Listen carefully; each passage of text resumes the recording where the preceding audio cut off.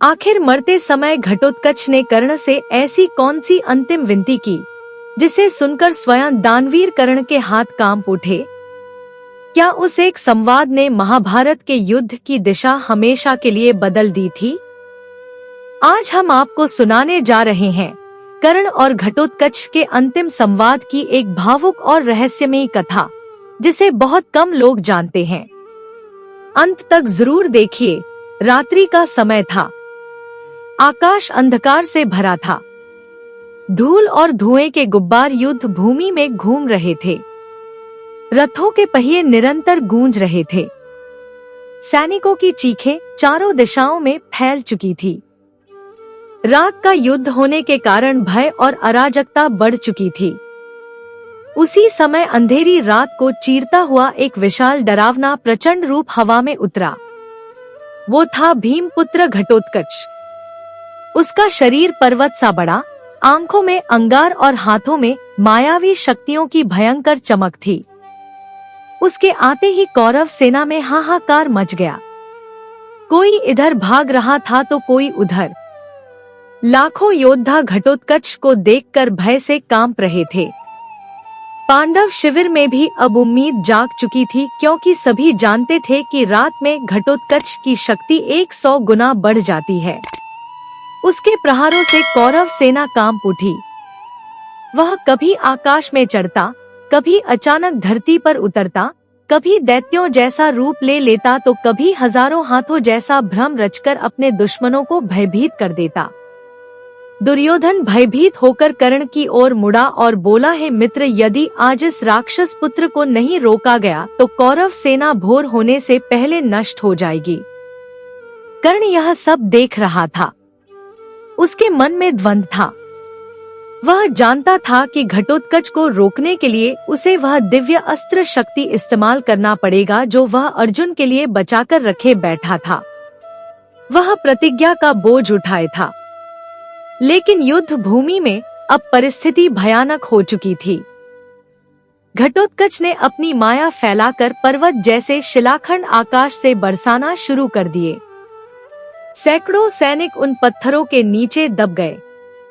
कर्ण के सामान्य अस्त्र उस पर असर नहीं कर रहे थे, क्योंकि घटोत्कच हवा की तरह रूप बदल लेता था।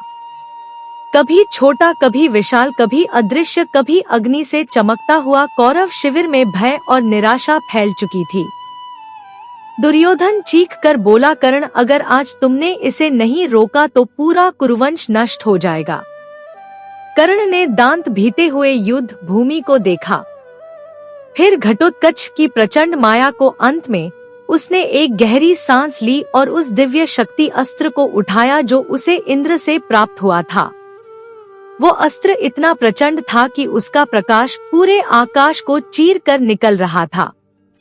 कर्ण ने मंत्रों उच्चार शुरू किए और आसमान की ओर अस्त्र उठाया। उसी क्षण घटोत्कच आकाश में विशालकाय रूप में खड़ा था। उसके पैरों के नीचे पर्वत जैसा बल और उसकी हंसी युद्ध भूमि को हिला देने वाली थी। कर्ण ने जैसे ही शक्ति अस्त्र छोड़ा, वह प्रचंड आग की लपटों जैसा घटोत्कच की ओर बढ़ा। घटोत्कच ने उसे आते देखा और मुस्कुरा दिया, क्योंकि वह जानता था कि यह अस्त्र अब अर्जुन के विरुद्ध नहीं चल पाएगा। शक्ति अस्त्र ने घटोत्कच की छाती को चीर दिया। पूरा आकाश कांप उठा। घटोत्कच का शरीर हिलने लगा। उसकी आंखें अपने अंतिम क्षणों को महसूस कर रही थी। वह धीरे धीरे गिरने लगा। उसका विशाल शरीर युद्ध भूमि पर ऐसा गिरा कि धरती कई योजन तक कांप गई। पांडव सेना मौन थी। कौरव सेना थर्रा गई। किंतु इस अराजकता के बीच कर्ण अपने रथ से उतरा और उस मरणासन्न में पड़े घटोत्कच के पास पहुंचा, जिसने अभी अभी इतिहास बदल दिया था।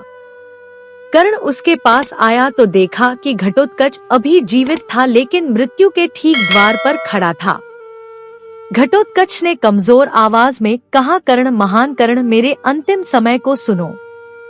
कर्ण ने उसका सिर संभाला। घटोत्कच बोला, तुमने मुझे नहीं मारा कर्ण, तुमने तो पांडवों को बचाया है। वह अस्त्र जो अर्जुन के लिए था अब नष्ट हो चुका है। आज मैंने अपने जीवन से अर्जुन का जीवन खरीदा है। कर्ण की आंखों में पीड़ा भर उठी।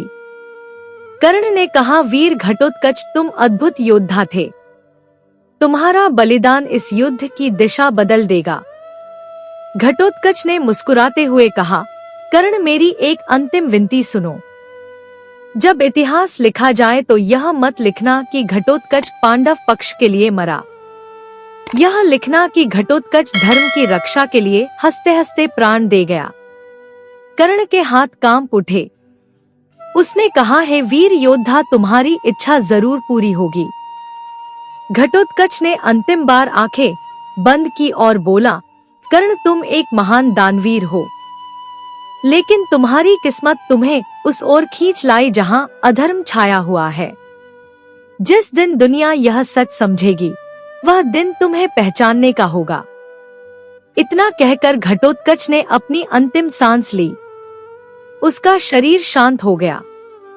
कर्ण उसके पास बैठा रहा, मौन, स्तब्ध, टूटा हुआ, क्योंकि उस रात कर्ण ने न सिर्फ एक योद्धा को मारा बल्कि अपनी प्रतिज्ञा का सबसे मूल्यवान अस्त्र भी खो दिया। पांडव शिविर में जब यह खबर पहुंची, अर्जुन ने कहा, आज मैं जीवित हूँ क्योंकि मेरा भांजा मेरे लिए मर गया। कृष्ण ने शांत स्वर में कहा, घटोत्कच का बलिदान इस युद्ध का सबसे महत्वपूर्ण मोड़ था। धर्म की रक्षा हमेशा किसी न किसी के बलिदान से होती है। और उस रात कुरुक्षेत्र की धरती पर पड़ा घटोत्कच का शरीर इतिहास के हर शब्द में अमर हो गया, क्योंकि उसने मरते हुए भी शक्ति अस्त्र को अर्जुन से दूर कर दिया और महाभारत की पूरी धारा बदल दी।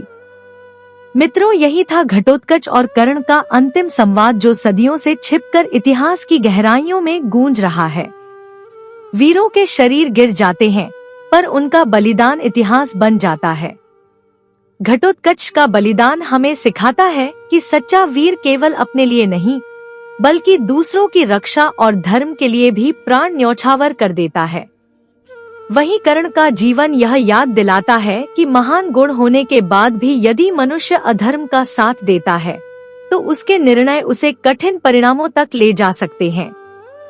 इसलिए जीवन में सदैव धर्म, सत्य और सही मार्ग का साथ देना ही सबसे बड़ा कर्तव्य है। उम्मीद करती हूँ यह कहानी आप लोगों को अच्छी लगी होगी। अच्छी लगे तो लाइक करें, अपने दोस्तों के साथ शेयर करें और मेरे चैनल को सब्सक्राइब करें और कमेंट में जय श्री कृष्ण अवश्य लिखें। कहानी सुनने के लिए बहुत बहुत धन्यवाद। मिलती हूँ एक और नई कहानी के साथ। जय श्री कृष्ण।